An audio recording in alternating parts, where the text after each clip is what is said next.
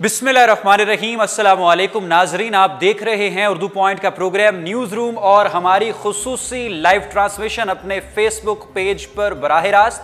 आज की बड़ी खबर यह है कि सेनेट इलेक्शंस के नताइज आए और आज चेयरमैन और डिप्टी चेयरमैन सेनेट मुंतखब होने थे। तवक्कुआत यही थी कि हुक्मरान इत्तेहाद की जानिब से चेयरमैन सेनेट सामने आएंगे। मुस्लिम लीग नवाज और उनके इत्तेहादी जमातों ने राजा जफरुल हक साहब को नामजद किया था। उम्मीद भी यही थी कि उनको वोट ज्यादा पड़ेंगे क्योंकि हुक्मरान इत्तेहाद बज़ाहिर स्ट्रांग दिखाई दे रहा था, मगर ऐसा नहीं हुआ।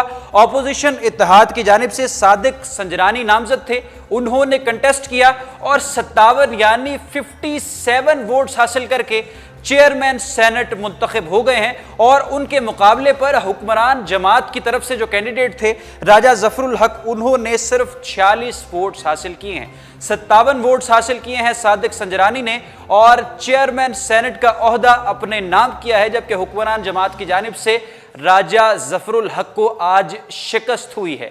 सुबह से पोलिंग जारी थी और 103 अरकान सेनेट ने इसमें वोट कास्ट किया। कुल 104 नशिस्तें होती हैं। चूंकि इसहाक डार अली पाकिस्तान में मौजूद नहीं, इसलिए उन्होंने वोट कास्ट नहीं किया। 103 सेनेटर्स ने आज चेयरमैन और डिप्टी चेयरमैन के लिए वोट कास्ट किया है और सादिक संजरानी ने 57 वोट्स हासिल करके चेयरमैन सेनेट का ओहदा अपने नाम कर लिया है। जरा तफसीली नजर डालते हैं आज के इंतखाब के हवाले से कि हुक्मरान इत्तेहाद में कौन कौन सी जमातें थी और अपोजिशन इत्तेहाद में कौन कौन सी जमातें थी। नाजरीन, हुक्मरान जमात इसलिए हुक्मरान ये जो इत्तेहाद था सेनेट इलेक्शंस के लिए चेयरमैन सेनेट और डिप्टी चेयरमैन सेनेट मुंतखब करने के लिए वो स्ट्रॉन्गेस्ट दिखाई दे रहा था क्योंकि तो इसमें पाकिस्तान मुस्लिम लीग नवाज थी जिसकी 33 नशिस्तें थी सेनेट में। 33 सीट्स पाकिस्तान मुस्लिम लीग नवाज की थी। इसमें पश्तून मिली अवामी पार्टी थी जिसकी तरफ से उस्मान खान काकड़ साहब डिप्टी चेयरमैन के लिए कंटेस्ट कर रहे थे। 5 नशिस्तें इनकी थी। JUI फे की 4 नशिस्तें थी। फंक्शनल लीग की 1 नशिस्त थी। जमात इस्लामी ने इनके साथ इत्तेहाद किया हुआ था, 2 नशिस्तें उनकी थी। मैंगल पार्टी की 1 थी, ANP की 1 थी। इस तरह से कुल मिलाकर 52 नशिस्तें मुस्लिम लीग नवाज के साथ लग रही थी और 17 के करीब आज़ाद सेनेटर्स थे जिनका पता नहीं था कि वोट वो किसको देंगे, किसके साथ वो इत्तेहाद करेंगे।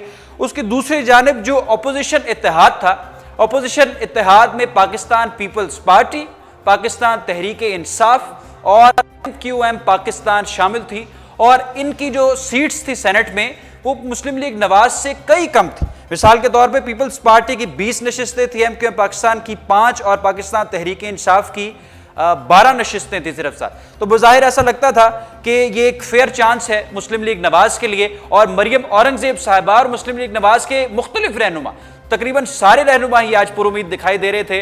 और जिससे भी प्रेस कॉन्फ्रेंस की मरियम नवाज शरीफ साहिबा ने जलसे से जब खिताब किया, कल भी वो यही कहते हुए दिखाई दी और आज मरियम औरंगजेब साहिबा ने भी यही कहा कि चेयरमैन सेनेट और डिप्टी चेयरमैन सेनेट श्योरली 100% हुक्मरान इत्तेहाद की तरफ से होगा, यानी राजा जफरुल हक साहब होंगे और deputy chairman senate Usman Khan Kakar साहब होंगे। अभी डिप्टी चेयरमैन सेनेट का तो नतीजा सामने नहीं आया। यह भी एक टफ मुकाबला है सलीम मांडवीवाला और उस्मान खान काकड़ साहब के दरमियान। अब इसमें जो एक अच्छी और दिलचस्प बात है, ज़बरदस्त बात है, वो ये कि जो चेयरमैन सेनेट मुंतखब हुए हैं सादिक संजरानी साहब और हुक्मरान इत्तेहाद की जानिब से जो डिप्टी चेयरमैन के लिए नामजद हैं उस्मान खान काकड़, इन दोनों का ताल्लुक बलूचिस्तान से है।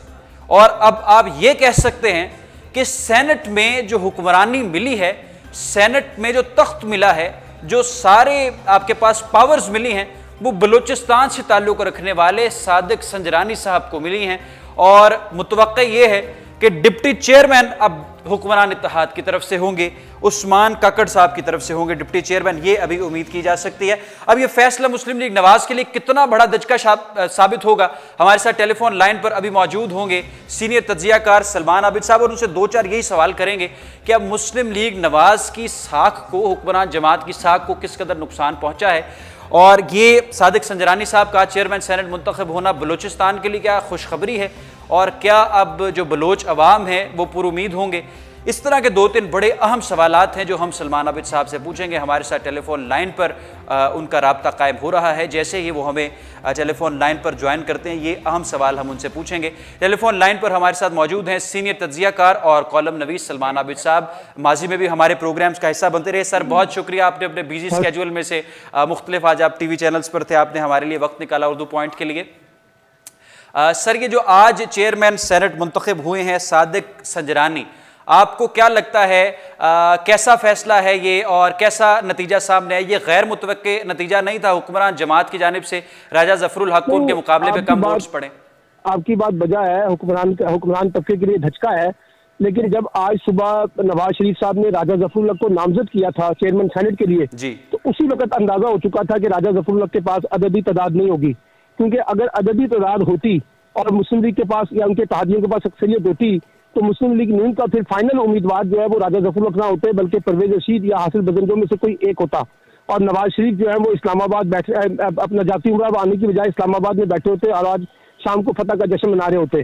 तो आज सुबह ही उनको अंदाजा हो चुका था कि उनके पास सेनेट में अददी तादाद पूरी नहीं है, क्योंकि कल रात और कल पिछले 48 घंटे में हासिल बजंजों ने कोशिश की थी एक बलूचिस्तान मिशन के नाम से कि वो बलूचिस्तान से अपनी अददी तादाद पूरी करके अपना सेनेट का टिकट जो है वो हतमी करवा सके, लेकिन वो भी नाकाम हुए।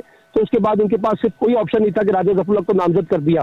तो इस लिहाज से सादिक संजरानी साहब जो है उसी दिन चेयरमैन सेनेट एक सतह पे बन गए थे, जिस दिन वज़ीर आला बलूचिस्तान बजंजो साहब ने, कुद्दूस बजंजो ने इमरान खान की क़यादत में मिलकर उनको चेयरमैन सेनेट के लिए नामजद किया था। क्योंकि देखिए उसी अंदाजा हो गया था कि जो फाटा के वोट है, जो बलूचिस्तान हुकूमत में शामिल सेनेटर हैं और जो वहाँ के आज़ाद अरकान है, वो और खुद तहरीक इंसाफ और पीपल्स पार्टी ने मिलकर जो है चेयरमैन सेनेट का सादिक संजरानी की हिमायत की थी।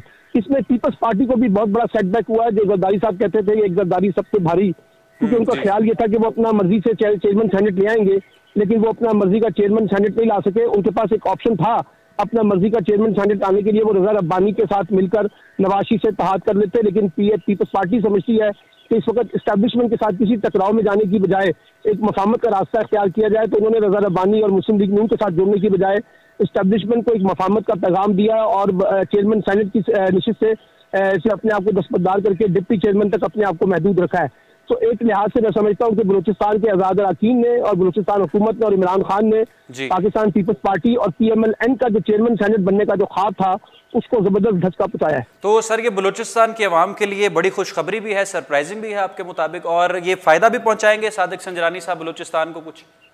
देखिए, ये पाकिस्तान की सियासी तारीख में पहली बार चेयरमैन सेनेट जो है वो बलूचिस्तान से आया है, तो इस लिहाज से तो बलूचिस्तान को एक अच्छा पैगाम दिया है। और ये भी पैगाम दिया है कि दो बड़ी सियासी जमातों पाकिस्तान पीपल्स पार्टी और तहरीक इंसाफ ने उनके लिए अपने आप को सेक्रीफाइस किया है। लेकिन इससे कोई बलूचिस्तान के अंदर कोई बहुत बड़ी तब्दीली आ जाएगी, मेरा नहीं ख्याल कोई ऐसी कोई बात है। और चेयरमैन सेनेट के पास ऐसा कोई इख्तियार नहीं होता कि वो बलूचिस्तान की महरूमी को दूर कर सके। वो बुनियादी तौर पर फेडरल गवर्नमेंट ने करना है और सूबाई हुकूमत ने करना है।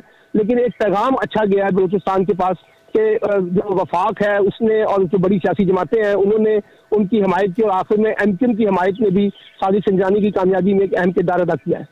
अच्छा, सलमान आबिद साहब, ये भी बताइए हमें हमारे प्रोग्राम में कि मुस्लिम लीग नवाज के रहनुमा बड़े कॉन्फिडेंट थे और कह रहे थे कि चेयरमैन सेनेट हमारा ही आएगा, डिप्टी चेयरमैन सेनेट भी हमारा ही आएगा। अब उनकी जो कि शिकस्त हुई है, तो पार्टी की साख किस कदर खराब हुई है और आने वाले जनरल इलेक्शंस में भी क्या इस नतीजे से कोई नुकसान पहुंचेगा उन्हें?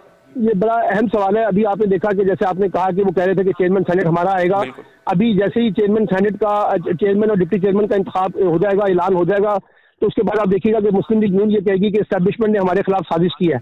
अब आज, कल और अगले 3-4 दिनों में एक ही मातम बिछाया जाएगा कि एस्टेब्लिशमेंट ने एक साजिश के तहत हमें चेयरमैन सेनेट से निकाला है। तो अगर आप जीत रहे थे तो फिर इसमें एस्टेब्लिशमेंट की साजिश कहाँ से आ गई? तो इस दोबारा जो है ना वो नवाज शरीफ ये नैरेटिव डेवलप करेंगे कि एस्टेब्लिशमेंट ने उन्हें दीवार से लगाया है। और आप देखिएगा कि इस शिकस्त के बाद PMLN को भी बड़ा झटका लगेगा, जो ये समझ रहे थे कि नवाज शरीफ साहब जो है वो इंटैक्ट रहेंगे। खुद जरदारी साहब के लिए भी मुश्किलात पेश आ सकती हैं।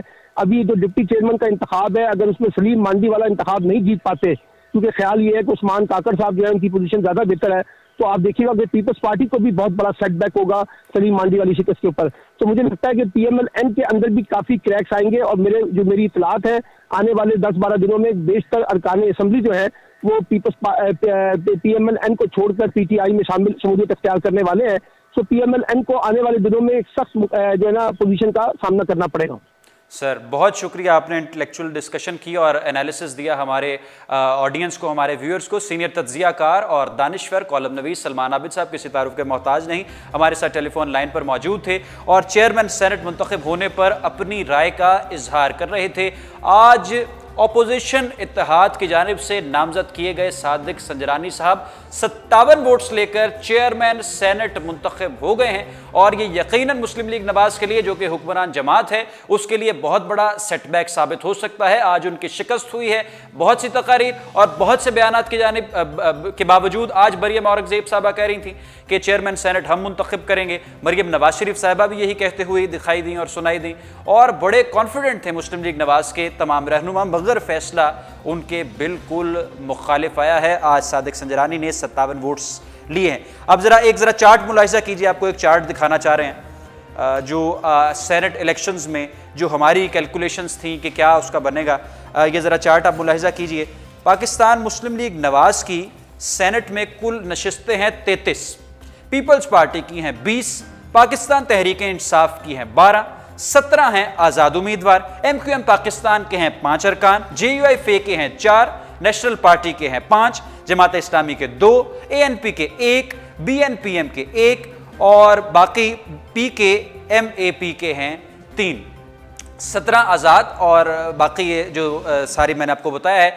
एक नशिस्त का वोट नहीं आज हुआ, इसहाक डार साहब क्योंकि पाकिस्तान में मौजूद नहीं थे, तो 103 अरकान ने आज वोट कास्ट किए हैं। और ये जो वोटिंग हुई है सेनेट के चेयरमैन सेनेट और डिप्टी सेनेट मुंतखब करने के लिए, डिप्टी चेयरमैन सेनेट मुंतखब करने के लिए जो वोटिंग होती है वो बिल्कुल खुफिया तरीके से की जाती है। अब पता नहीं कि किस आज़ाद का रुझान उनकी तरफ ज़्यादा हुआ, फाटा वाले उनके साथ मिले, लेकिन जो फाटा के अरकान थे और जो कुछ आज़ाद थे उन्होंने अपना रुख और अपनी जो सपोर्ट थी, अपनी जो हमायत थी, वो अपोजिशन इत्तेहाद की तरफ की, सादिक संजरानी साहब की तरफ, और जो सलीम मांडवी वाला साहब हैं उनके साथ उन्होंने हमायत का ऐलान किया। और बज़ाहिर भी यकीनन यही हुआ है कि आज़ाद जो हैं अरकान और जो फाटा से ताल्लुक़ रखने वाले हैं उन्होंने वोट कास्ट किया है सादिक संजरानी को, इस वजह से जीत उन्होंने अपने नाम की है। ये थे रिजल्ट्स जो हमने आपके साथ शेयर किए और आपको इस पर एनालिसिस भी दिया। 57 वोट्स हासिल किए हैं अपोजिशन इत्तेहाद की तरफ से सादिक संजरानी ने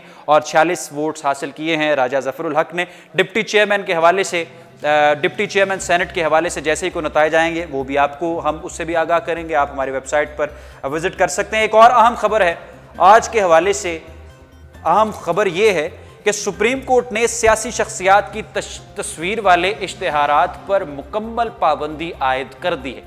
हवाले से आज खुद नोटिस सुप्रीम कोर्ट में जारी था और हमने भी आपको आगाह किया कि सुप्रीम कोर्ट में केस ये भी चल रहा है कि जो इश्तिहारात हैं, अब चूंकि जनरल इलेक्शंस का सीजन है, इलेक्शंस का मौसम है, तो सियासी जमातें बड़े बड़े बैनर्स, बड़े बड़े प्ले कार्ड्स, और अब तो आप यकीन करें कि हर चौक में, हर गली में, हर कूचे में फ्लेक्सेस लगाए जा रहे हैं, फ्लेक्सेस लगाए जा रहे हैं। और मैंने तो ये भी सुना है कि जिस तरह से अब बड़ी बड़ी companies, multinational companies LED advertising कर रही है, सियासी जमातों ने भी कुछ ऐसा करने की सोच ली। तो इस हवाले से ये केस चल रहा था सुप्रीम कोर्ट में और आज चीफ जस्टिस ने मुकम्मल तौर पर पाबंदी आयद कर दी है कि सियासी शख्सियात के तस्वीर वाले इश्तिहारात अब इलेक्शन कैंपेन के लिए अवामी पैसे में से, टैक्स पेयर का जो पैसा है, जो टैक्स का मेरा और आपका पैसा है, कम से कम उसमें से ना लगें। अगर अपनी तशहीर किसी ने करनी है तो आप अपने पैसों में से करें, अपने बिजनेस के पैसों में से ना करें, अपने बिजनेस के पैसों में से करें, लोगों के पैसों में से उसकी बिल्कुल आप तशहीर जो है बंद कर दें। आज चीफ जस्टिस पाकिस्तान ने सेक्रेटरी इत्तलात KP केस से इस्तफसार किया कि गुज़िश्ता एक माह में इश्तिहारात की मद में कितनी रकम खर्च की, जिस पर उन्होंने जवाब दिया कि गुज़िश्ता 3 माह में 20 करोड़ 47 लाख रुपए के इश्तिहारात दिए गए और PTI हुकूमत में अब तक 1 अरब 63 करोड़ रुपए के इश्तिहारात दिए गए।